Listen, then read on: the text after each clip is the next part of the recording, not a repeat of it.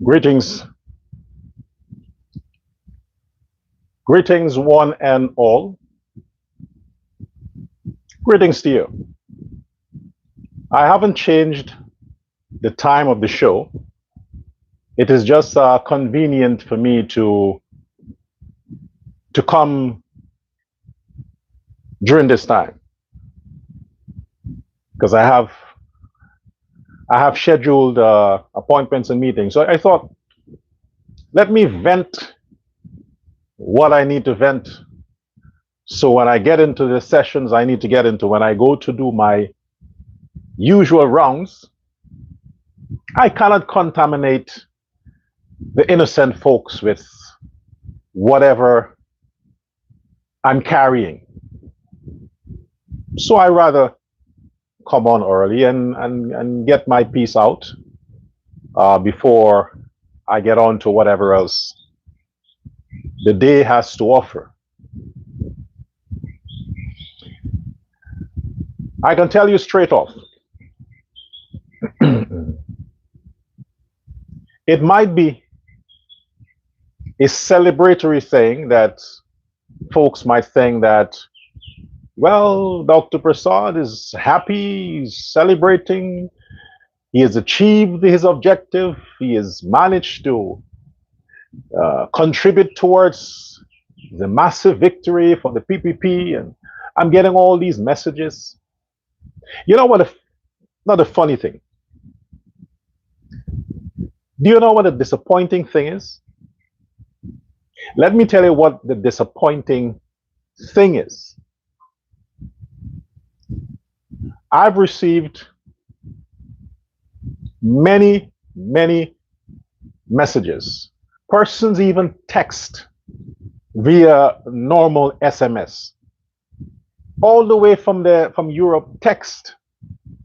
I had to tell them, hey, you can use WhatsApp. Text all the way from these other places, congratulating me. You will think I'm the one who won the presidency. They're congratulating me. I said, no, I'm thank you, but we need to congratulate the PPP. But all over the place, all over the place. And I can tell you, I got WhatsApp, as far as India. India.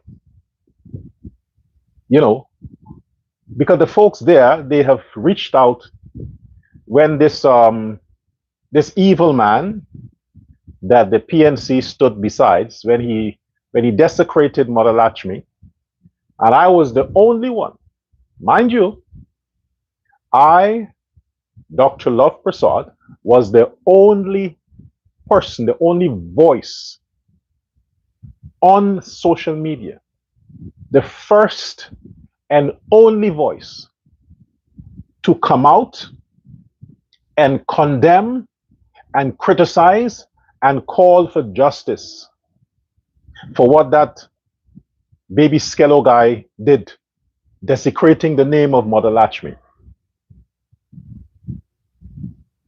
From that incident, I lost associates, people I thought were associates, impartial. I lost their contact. They blocked me. Some unfriended me. I lost my Facebook account. I received constant threats.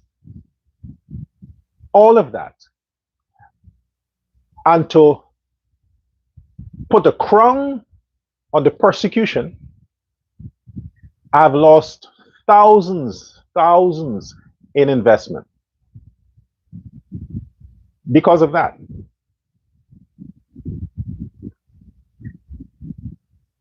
Yet to this day, even though I'm not expecting that, like I said before, I am rooted in Hinduism. Mother Lakshmi is dear to me as she is to 2 billion people. So it's personal for me. What he did, it just happened that I have a platform. I use my voice. I use my position to call it out.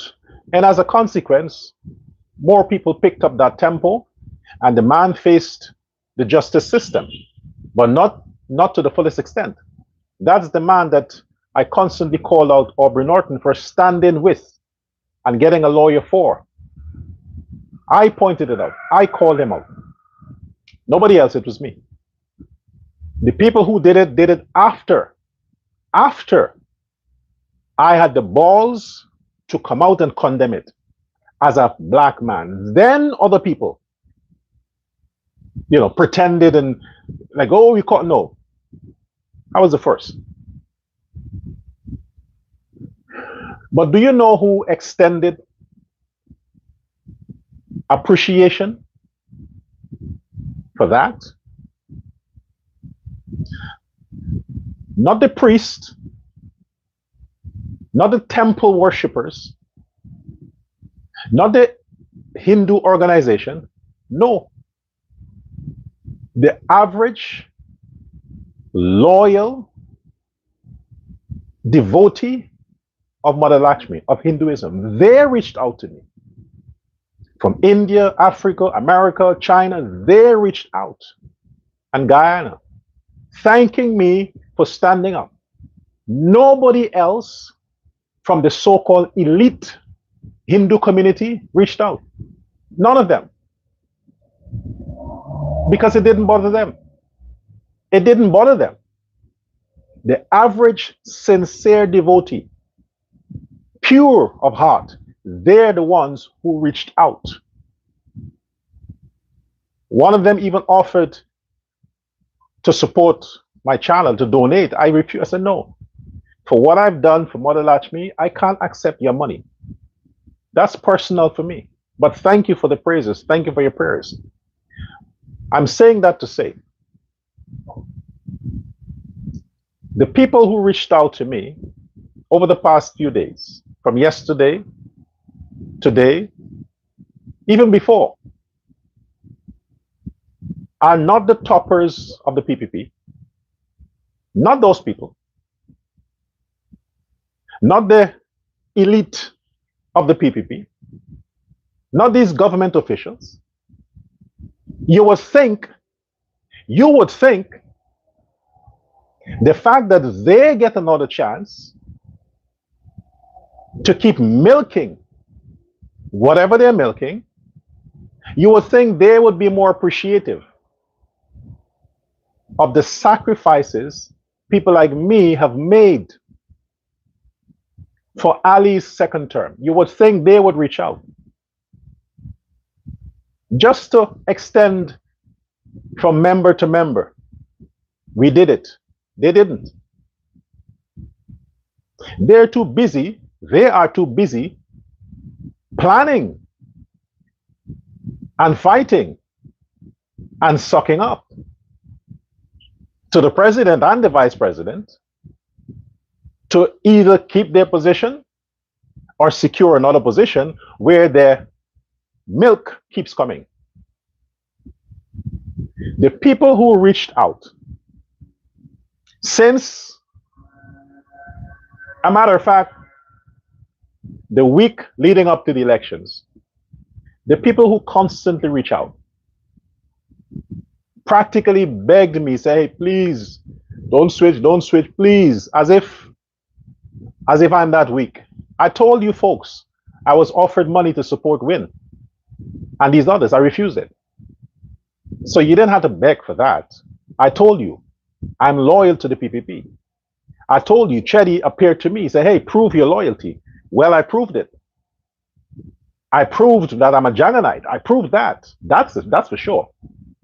But what is disappointing is that these politicians forget that power belongs to the people, not to them.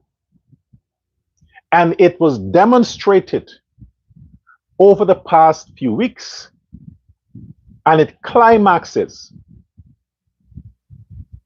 September 1st. To show these politicians, all of them, you never really had the power. The power lay in the hand of the Guyanese people. They had the power. And they gave you the opportunity to enjoy what it's like to experience the power. They entrusted that to you.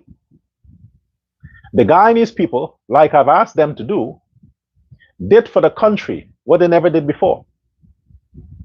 You, the Guyanese people, who voted massively for the People's Progressive Party, I take that win personal. I'll tell you why. Because everything I have said from the beginning, everything, it happened. Exactly as I say, it happened. I don't care who the fuck else came or coming out and say, yeah, I said this. Prove it. Prove you said what you say. But in my case, you can go back to my videos, my live, and watch them again and make a note of everything I said. And you will see everything I say came to pass exactly as I said it. Now, we wanted the PPP to have a massive win. They have. I also said just about a week ago that Azruddin Mohammed, I said it, I'm the only one who said it. He will never be president, but he will replace Aubrey Norton. I have on my thumbnail on YouTube where I put number 1, Ali, number 2, Azruddin Mohammed. Go back and check. Go check, you'll see. I saw it happening months ago when nobody thought it was possible. I saw it happening. Now, I'm disappointed that I wanted the PPP to get 40 seats. I said I stuck to that number, 40. However, I'm not updated yet as to how many seats the PPP has, but I don't think they achieved 40 seats. I don't think so. So that's disappointing to me. I wanted them to get 40. And I'll tell you why. But before that, what I want to make clear, I said since when they had the issue, when Aubrey Norton cheated his way into the PNC stuff, chairman, when he cheated his way into that, I told them that the PNC is done. It's over. He will bring it down. Aubrey Norton will. I said it before. The PNC would have had a chance if they had a woman leading it. They would have had a chance not to be president, but to maintain their position as opposition if they had a female opposition leader. I also said, and a lot of you challenged me, I talked about it since with the double-day crisis.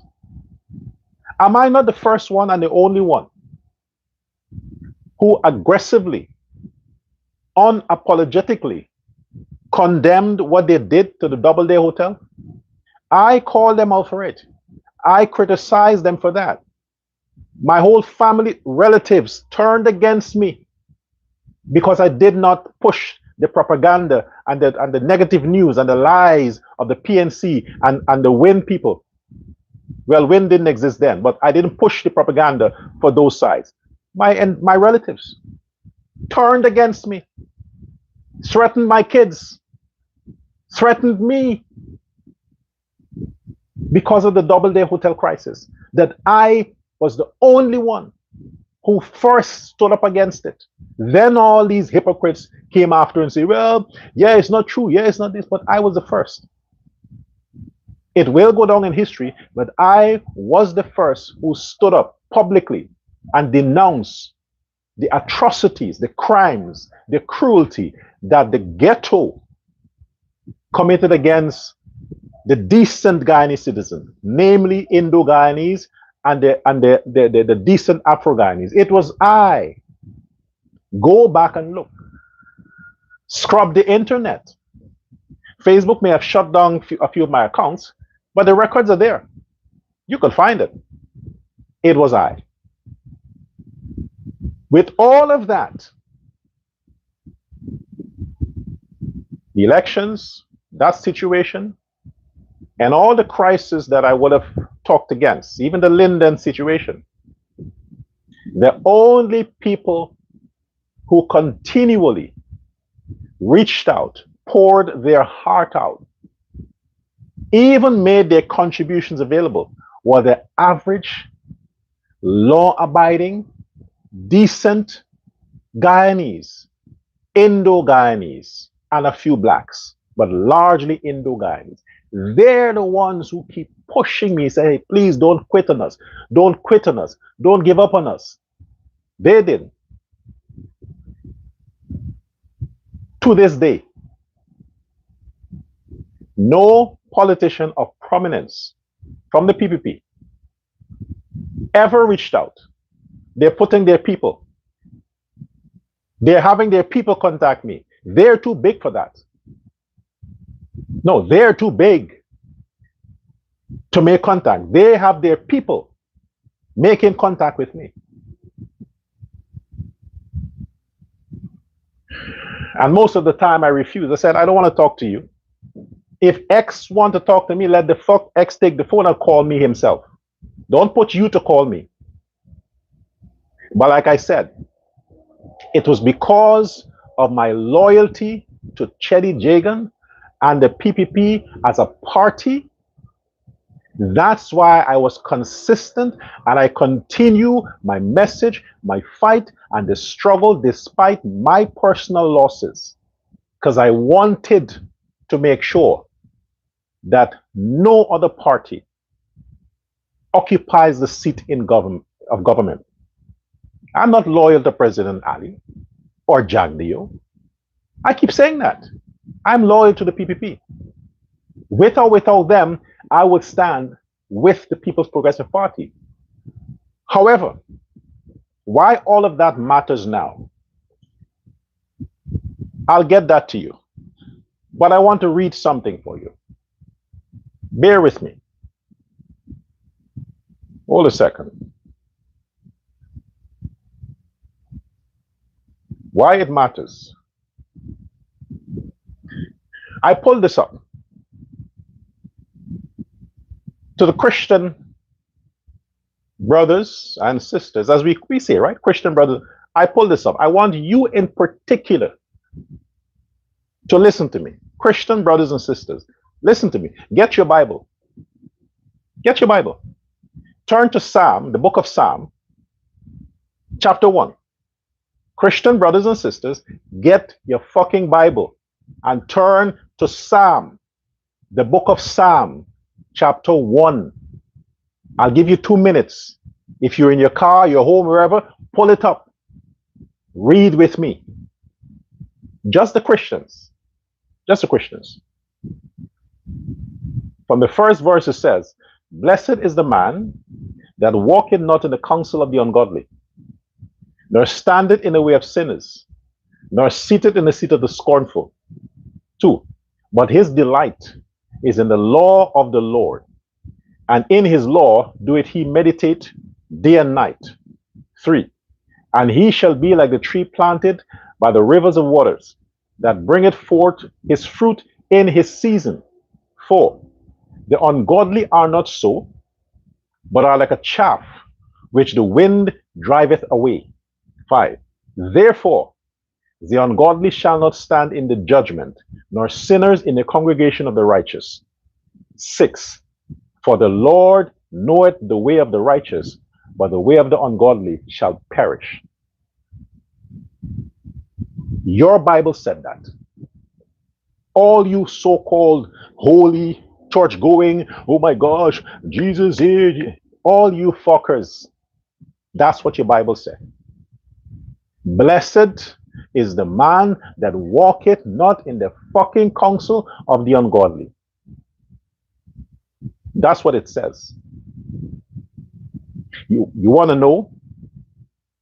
You want to know why poverty continues to plague the average Afro-Guyanese community in Guyana? You want to know? Because of that psalm. Because of that psalm. Yes, the average Afro-Guyanese in Guyana, educated or not, suffers from chronic poverty because these motherfuckers don't read their Bible and understand it properly.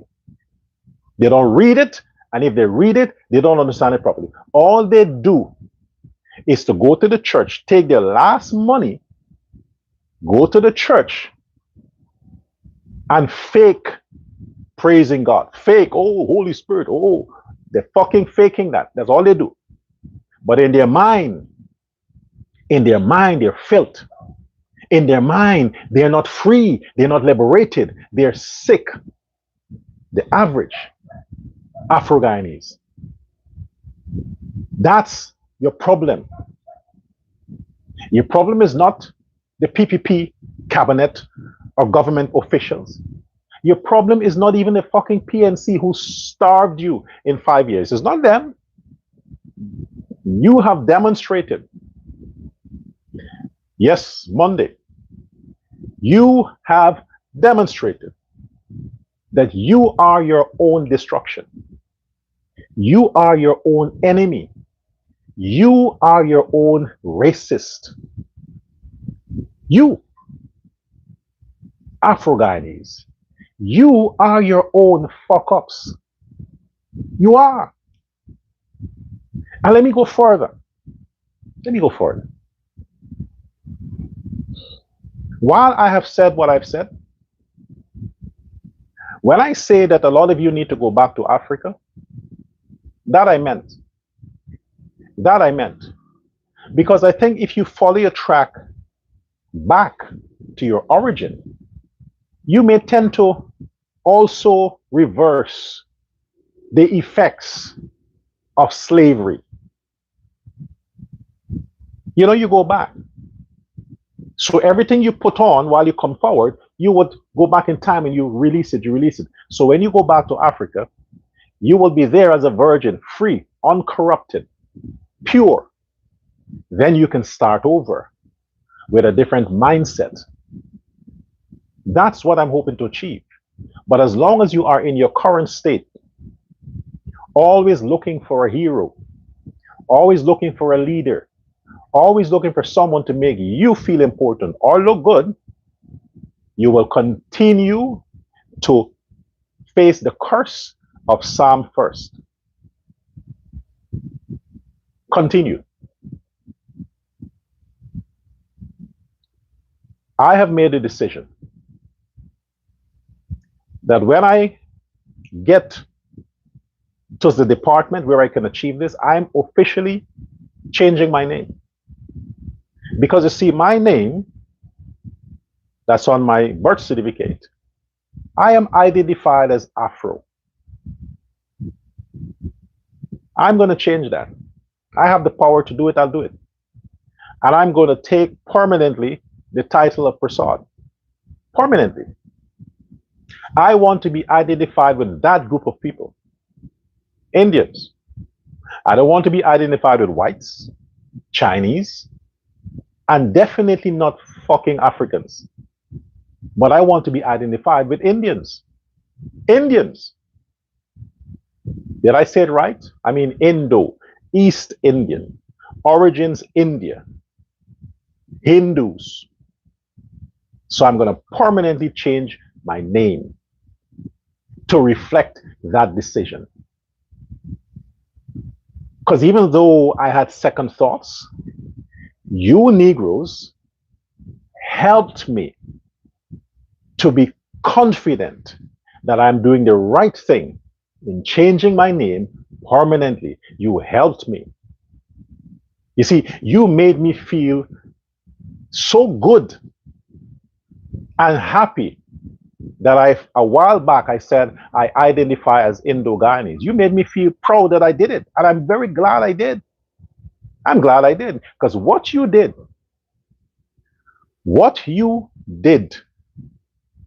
Monday, I want no fucking associations with you niggas. And yes, I say fucking niggas. That's what I say. I was trying to be Mr. Nice Guy. I realized that shit don't work. That shit don't work. You got to call a spade a spade. Call the fucking niggas niggas. That's who they are. Call a spade a spade. Look at what you did. Look at what you did. I don't give a fuck about all them pundits, them low-life scums. I don't give a fuck about them. I don't care.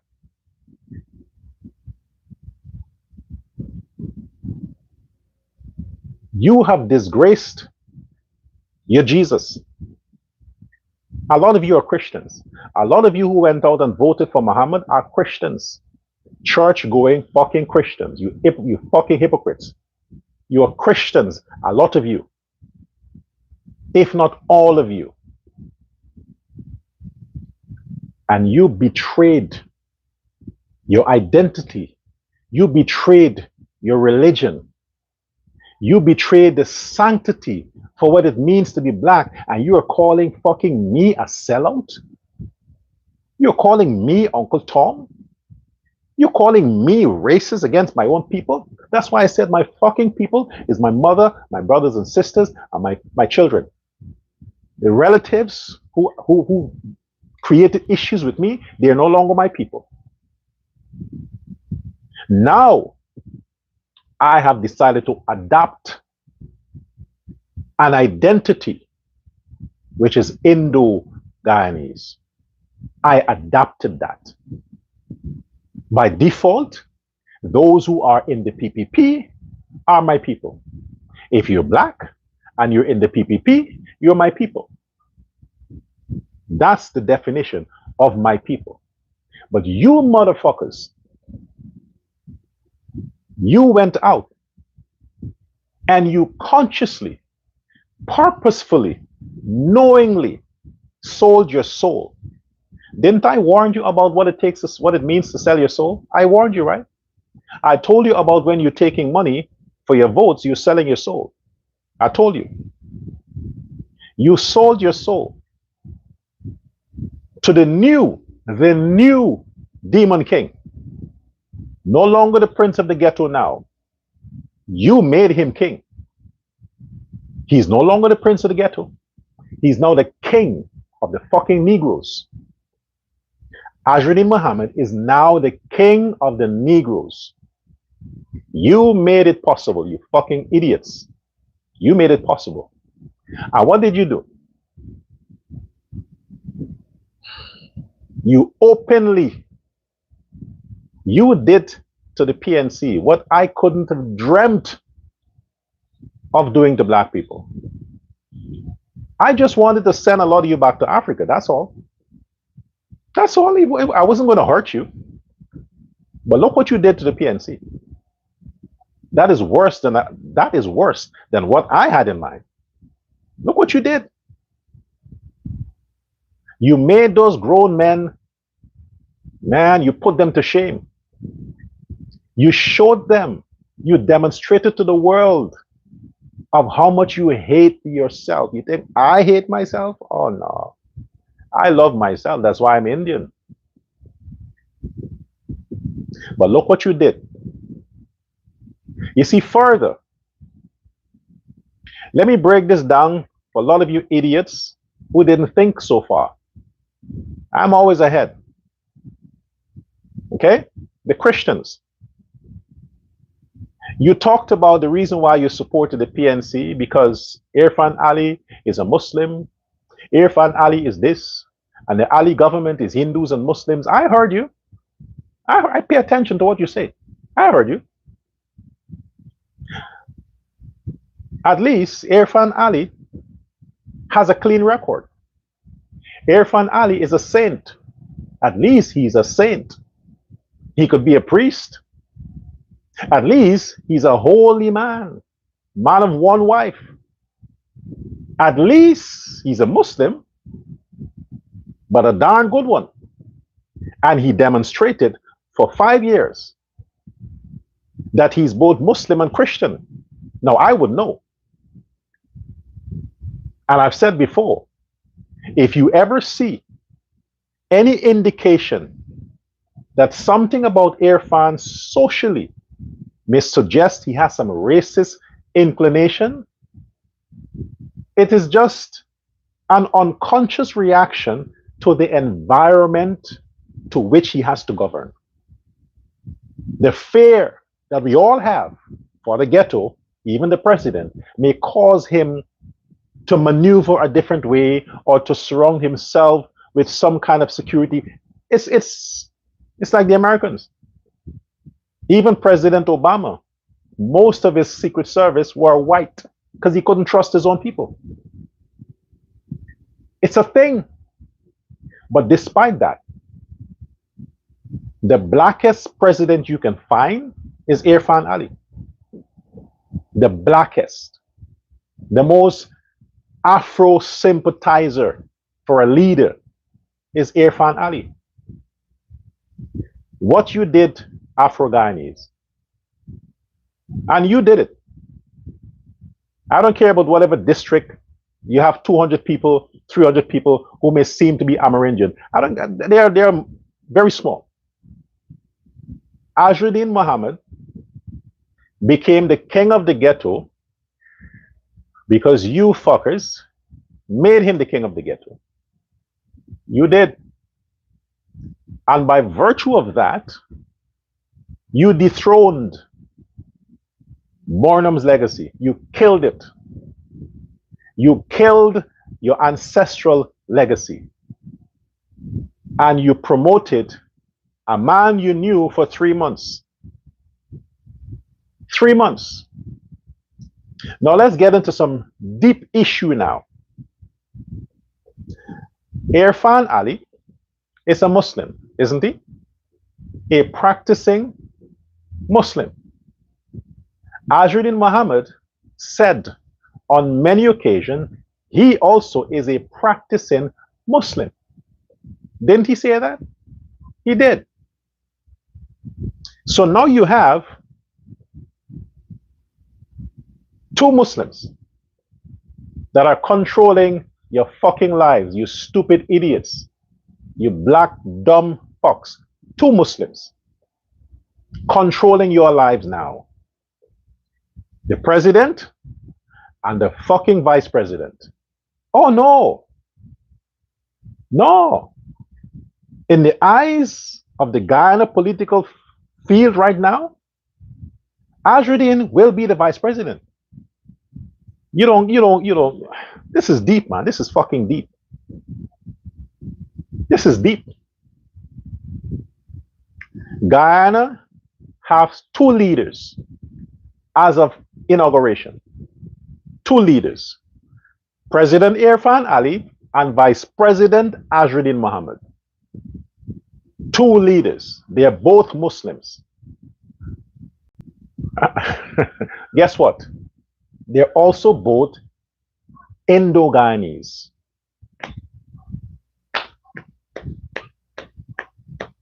Congratulations, fucking ghetto. Congratulations. You did it. You did it. Who is racial now? Who is racial now? You complain so much, friends and family,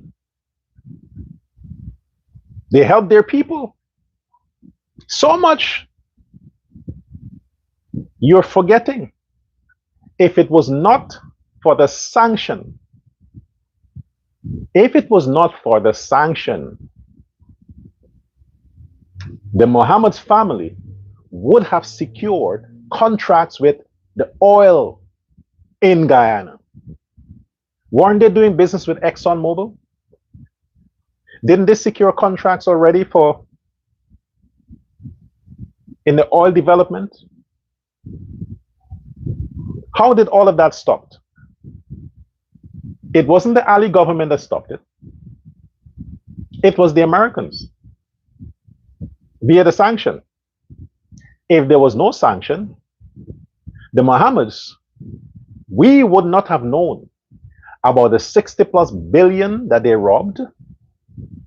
We would not have known about the hundreds of billion more that they will make and earn as a result of their investment in the oil sector.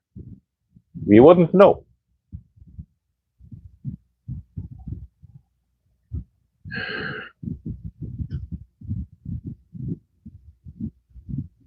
Now we do. So where does that leave us? No, you, Afro-Guyanese, where does that leave you?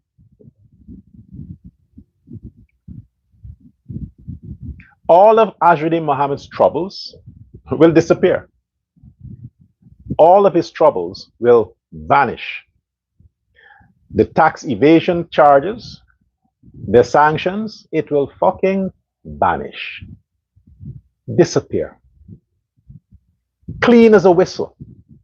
To resume their arrangement in the oil sector, to continue with their gold business, to continue with whatever they were doing before, with no disruptions. It will resume. And he will become a trillionaire. Trillionaire. And with that mass wealth that Azruddin, his father, and their family will amass in the next 5 years, 2030 elections, he will have enough wealth to buy every single Guyanese voter, which may make him, in 2030, the next president of Guyana.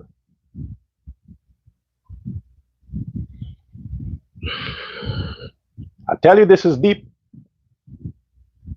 No, it can't happen. Shut the fuck up, man. Can't happen. You trust America? You honestly trust America? Really? If Maduro steps off his high horse and turns against China and Russia and fucking India and decide to kiss Donald Trump's ass, those warships would find a reason to get out the Venezuela waters, all the sanctions will disappear, and Maduro will be an honored guest at the White House. All he has to do is to change his mind from supporting BRICS and slime to America. That's all it takes. And Venezuela is back on track. That's all it takes. So don't give me the shit with sanctions. That's nonsense. I also said in a few videos ago that if Azruddin Mohammed enters a parliament, his sanctions will disappear. Go and watch my videos back. I said it a month ago. Go watch it. I said sanctions are bullshit. Bullshit. It's just a thing they use. It's like the IMF, the World Bank. If your country wants to get a loan, the Biden administration used it, right? They did it. They did it to the Granger. You want money from the IMF? You want money from this? Push this woke stuff in your country. Push the LBTG stuff. Push this, push that. If you don't push it, we don't give you money. Ask Granger, he'll tell you. That's what they do. If you slime to America, they make your troubles disappear. How would that be achieved now? This is how. Thanks to you, Negroes, you have made the Mohammed's dream come true. Why the fuck don't you make my dream come true? I want to be a billionaire. Make my dream, help me to be a billionaire. At least I'm not going to put you to shame. I'm a brother. Help me to be a billionaire. I want to be a billionaire. Make that dream come true. I don't want to be president. I want to be a billionaire. Can you help me, Afro Guyanese or black people, to fulfill that dream? Can you please? Because you're fulfilling everybody else's dream. Everybody else's dream you are fulfilling, but you're not helping a brother out. Look, I'm a brother. I haven't changed my name yet. Come on, help me. You helped the richest man in Guyana to become more rich. Now we have two Muslim brothers. Oh, this is sweet, man. This is fucking juicy. Two Muslim brothers who are running the country. The opposition leader and the fucking president. Two Muslim brothers running the country. You think they're going to turn against each other? Azruddin just know you. He hates black people.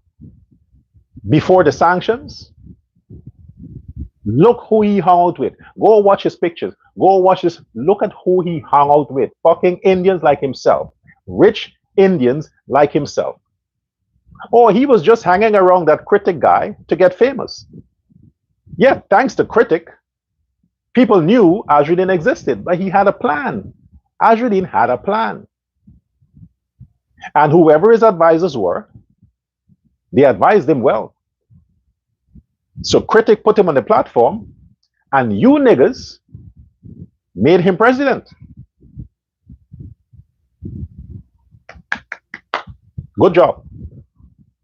Now in the parliament, the president has to consult with the opposition leader in matters of constitutional importance. Do you see the hell Ugly Norton put Ali through with many policies that could have furthered the agenda of the government? Did you see the hell? Ali had nothing over Norton. So Norton could have like, fuck it, I don't need to support you. Now, Ali has a brother who is the opposition leader, an Indo-Guyanese brother whose loyalty is towards the Indo-Guyanese community. Where do you think Azruddin Mohammed stands when it comes to policies that requires the opposition party's signature or approval? Where the fuck you think he stands? With the PNC, they're done. With Fatah, or what's her name again? With Doggy, with Odessa, whatever. You think he stands with them? He's paying them. They are his employee. You think he'll consult with those Negroes? No, of course not. Azruddin wants his trouble to disappear. The person who has the power,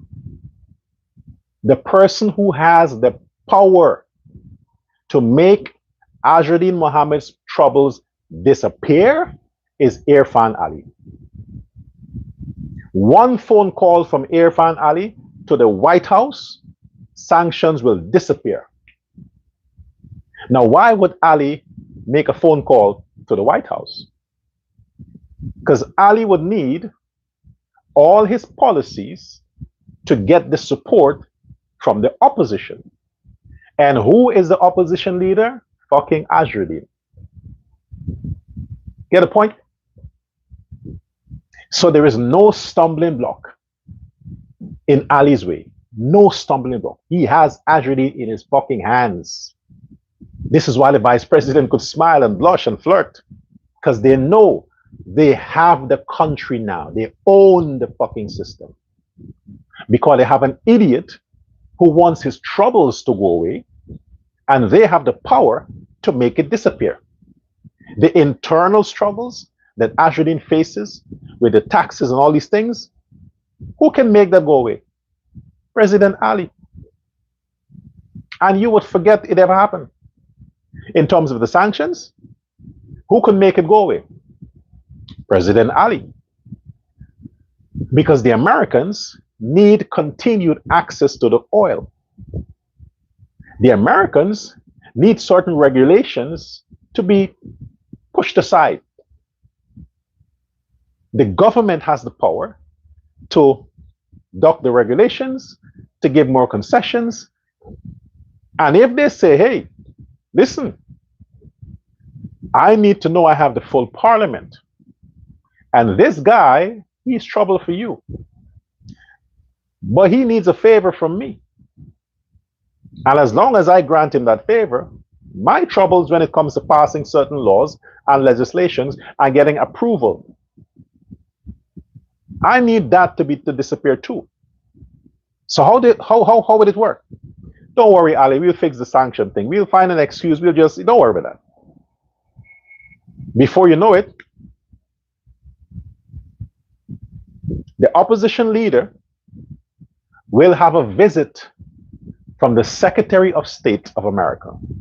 When you see an American diplomat visits Guyana in the future and pay attention or pay a visit to the WIN headquarters, the opposition leader's office, and takes a picture with Azruddin Mohammed shaking hands, you're fucked. You know that that's it. It's over. It's over. You understand? You Negroes, you sold your soul to who? The new demon king.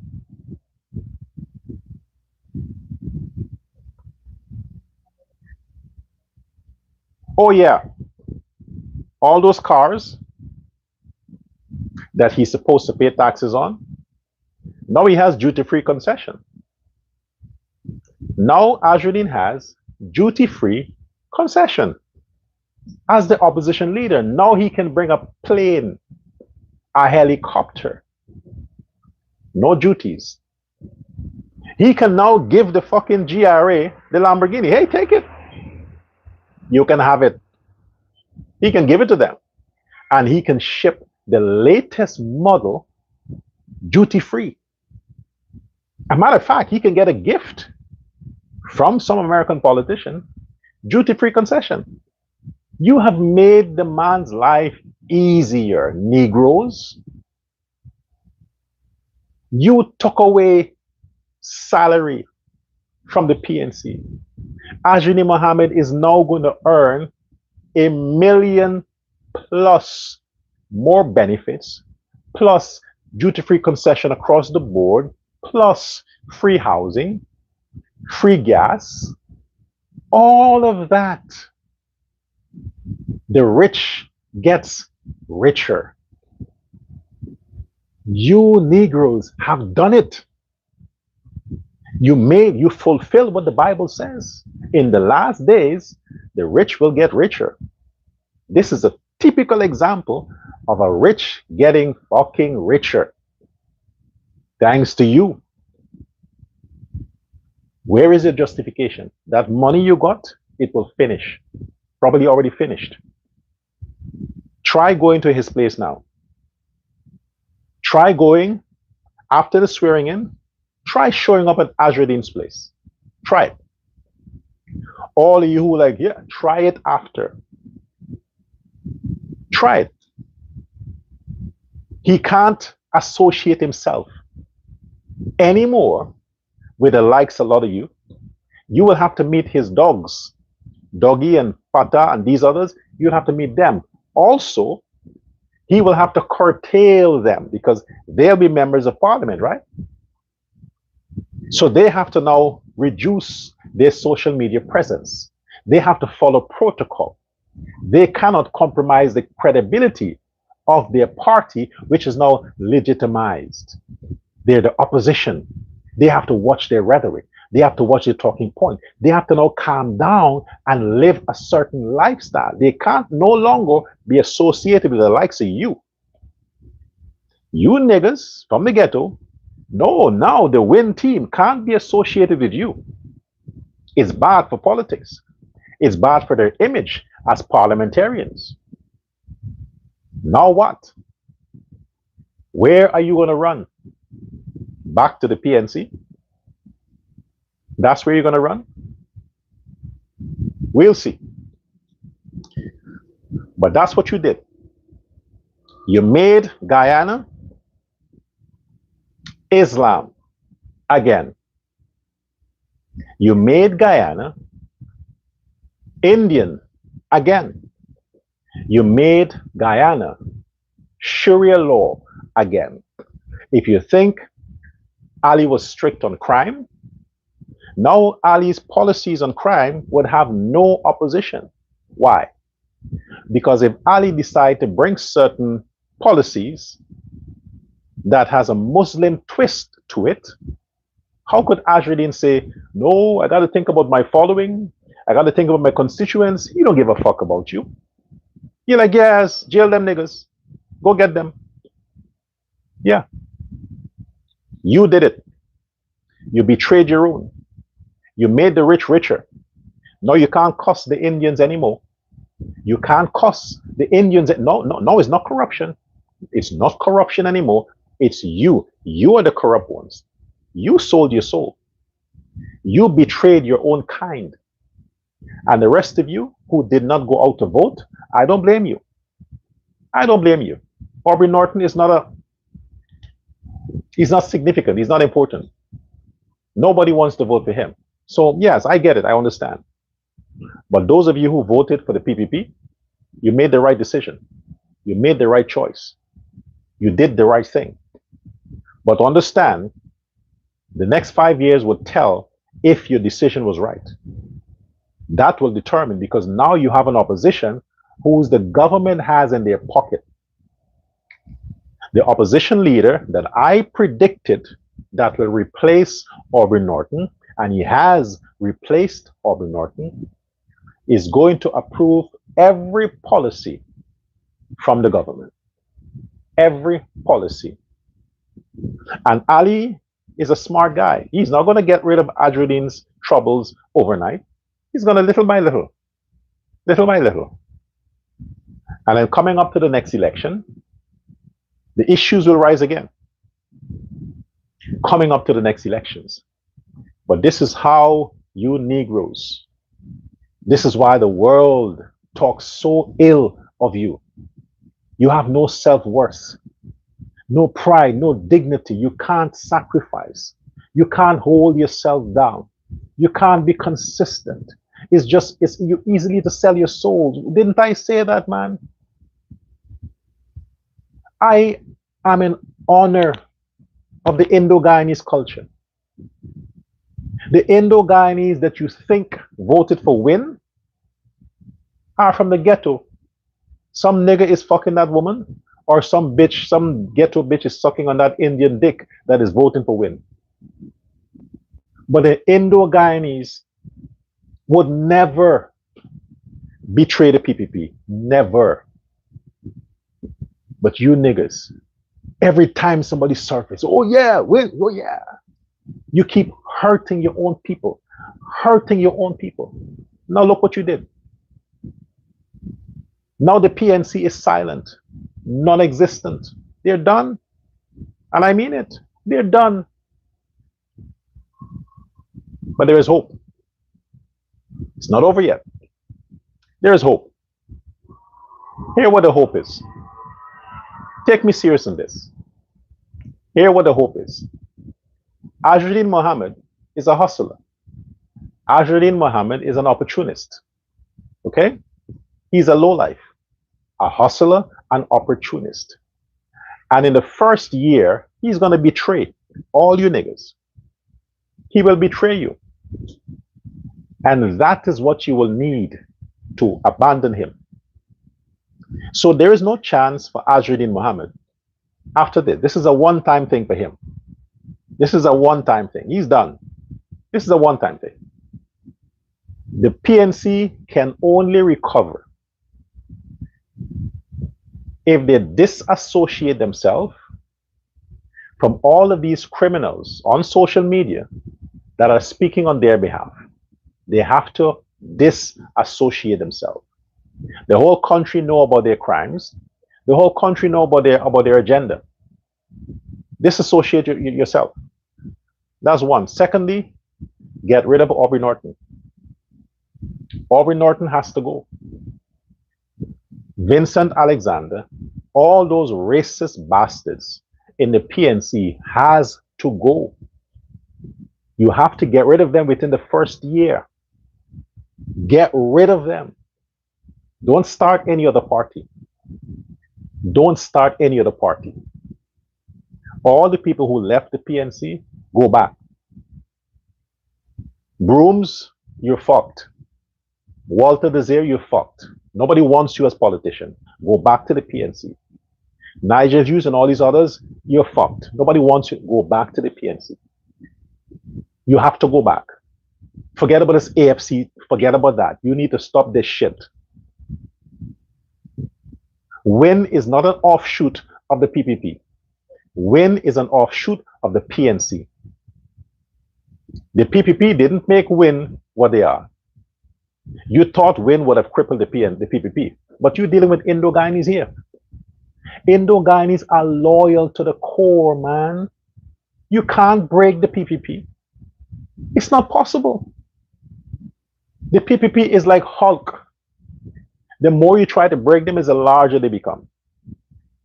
It's like Hulk. You can't break them. Now you helped the PPP because you gave them an opposition that they can control. That's how you help them. You didn't break the PPP. You made it larger, bigger. Plus, you give them a weapon to get everything they ever wanted achieved.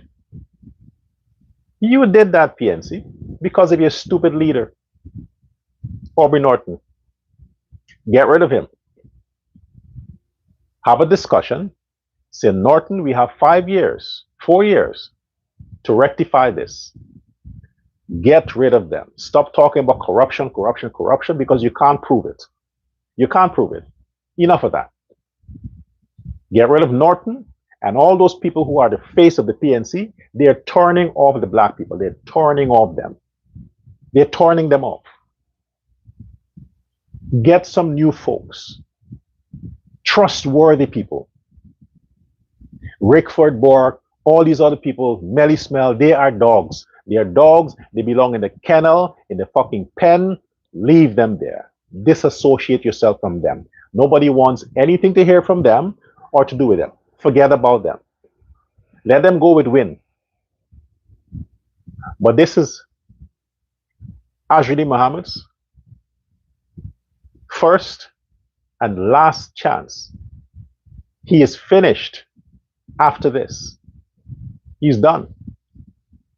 WIN will cease to exist for the next election. Cease to exist. But he don't care about that. He can boast he was opposition leader. He can boast he got his troubles solved. He can boast about that. He will be much, much richer by the end of this term. But the government that you fear, the Irfan Ali government that you feared, will be much more powerful by the end of this term. You think they were powerful in 2025? No. Now, Ali would be much more powerful because he has an opposition he can control, and he has the majority to get his legislations passed. And the PNC will just be there like the, not even the side chick, because side chick is Azruddin. They'll be there like the slut that has to fuck for her money. Yeah. It's not over yet, PNC. You can win those people back. But don't sit and wait for when to fuck up. They'll fuck up, don't worry about that. Azruddin Mohammed has a reputation of being a scam. He's gonna sell all them niggas out. He's gonna sell them out. Wait and see. 1 year. I'm always right, remember? 1 year and he's fucked. Ali is very clever. Jagdeo is the greatest politician. But Ali is very clever. And when Ali gets all the policies that he needs to pass passed, then he's going to take care of Azruddin the way he should have taken care of him. Then. But in the meantime, he's going to create the illusion that Azruddin's troubles are over. The sanctions will be lifted, but not gotten rid of, just lifted. The Americans need access to the Guyanese market. Now they have to deal with the opposition and the government. The Americans will kiss asses. That's what they do. You trust them? You don't trust the Americans. You know they have a reputation of sliming, right? They just tell you what you want to hear, do what you want to do to get what they want to get. If you don't give them, then is when they fuck you up. But if you're willing to compromise, your troubles are over. Don't trust the Americans. You should have trusted yourself. The PNC was the best opposition for Guyana. The best. The PNC. That's the position they belong in as an opposition party. They wouldn't compromise. You screw it. You fucked up. I'm embarrassed. You made the billionaire's dream come true. What else could he wish for? What else could he wish for? Why can't you help me? I'm telling you the truth. I'm educating you. I'm not rich. I turned down the billionaire's money. I turned down all these things. For what? For what? If I had accepted, and I didn't say the things I've said in my many, many videos on live, then you could have said I contributed to influencing the blacks to vote for Azruddin. But no, I turned a lot of them. I turned thousands away towards the PPP. Thousands. So no, I didn't contribute. And I'm proud I didn't. So now I can call a spade, and I can say to you, Negroes, shame on you. It would have been more honorable for you to vote for the PPPC. More honorable. Blessed is the man that walketh not in the counsel of the ungodly. Azruddin Mohammed is a fucking ungodly. You sitteth in the seat of the scornful. Azruddin Mohammed and win is the scornful. That's why poverty will continue to plague the ghetto forever. Forever.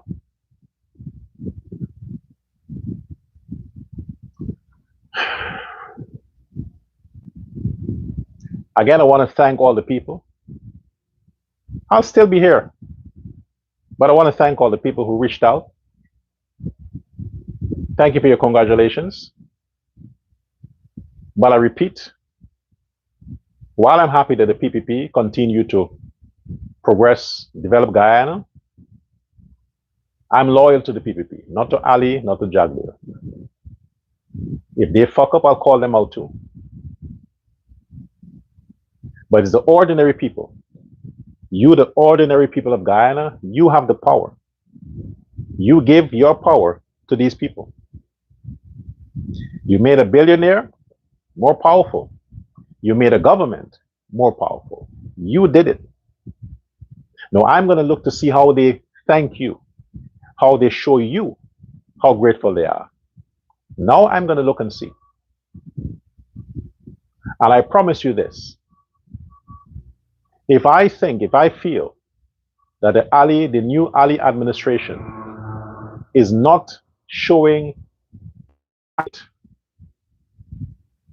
deliverance to service to the Guyanese people, I would switch before you can say switch. But I ain't switching to the PNC. I'm talking switching my position and becoming more critical because I know that Ali did not become president again by himself.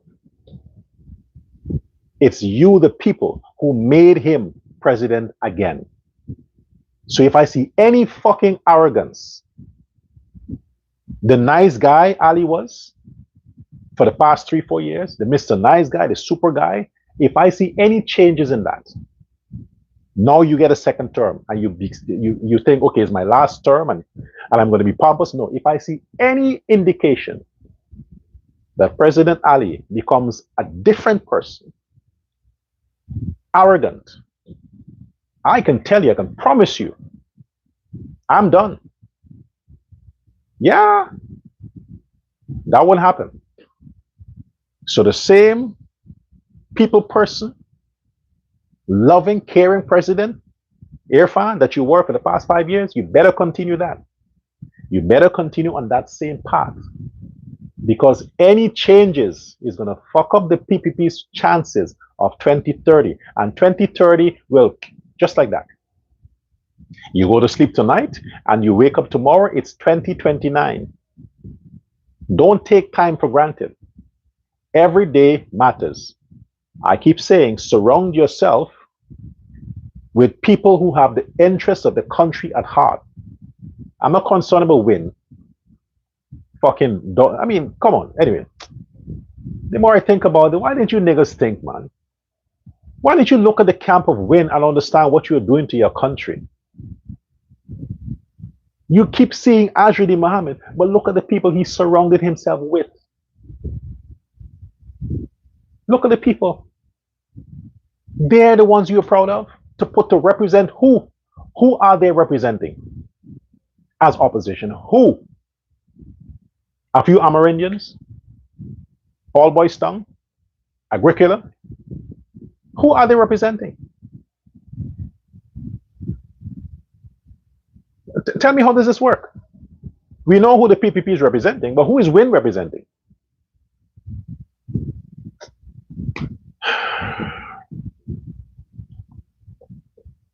I'm so embarrassed, man. I'm so. Every name they call you now, Afro Guyanese, you need to own it. Whatever name they call you, don't be upset. Own the name. Because you have demonstrated that you are exactly all those names they called you. Own it. Say thank you. Restore the PNC. You have the next 5 years to do it. Restore the PNC. And please, for heaven fucking sake, have some pride. Have some pride. Some dignity. There is two parties in Guyana, the PPP and the PNC. The PPP is the governance. The PNC is to make sure the governance don't fuck up. Two party. Why would you want to experiment with some billionaire who just want to get rid of his sanctions to continue his business? You want to experiment with him. Well, you did. You have done that. Spend the next 5 years trying to get to see him to get some what do you call it? Egg ball money. Yes, in 2029, close to the elections 2030, he's going to do what he did before. Drive around, get some thugs. Maybe they'll have another doggy or somebody else rise up somewhere. He'll do that. Then all the numbskulls now, who are 15 years old, they'll be 20 then. And they'll target that group. Because the one they targeted would have gotten smart. They'll keep targeting the dumb ones. In the meantime, you can save and restore the PNC. You can. Get rid of Aubrey Norton. Get rid of all these people. All of these people who have failed. Get rid of them. My recommendation is put a woman as the presidential candidate, not Amanda Walton, none of these people. They're already stained. There must be somebody in the PNC that is credible, pure, that haven't fucked around. There must be somebody. And you can win back your crowd. That's my advice. I'll keep saying it, like I said before. Right now, the fact that I haven't benefited, I still feel like a loser. My party win, the PPP, I'm happy about that. But where does that leave me? All them guys who have been sucking the country's blood, they're going to be continuing government. They'll continue.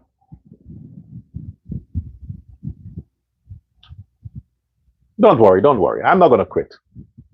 No. You made me, you the people, you made me. So regardless of those bloodhounds, bloodsuckers who are there waiting to see what position they get, like I said before, 5 years usually finishes fast. It will pain me. It will pain me if I have to withdraw my support for the PPP. It will pain me to do that. I'm hoping they don't give me a reason to do it. I'm hoping they don't. Let's hope they don't. I ain't gonna go with the PNC.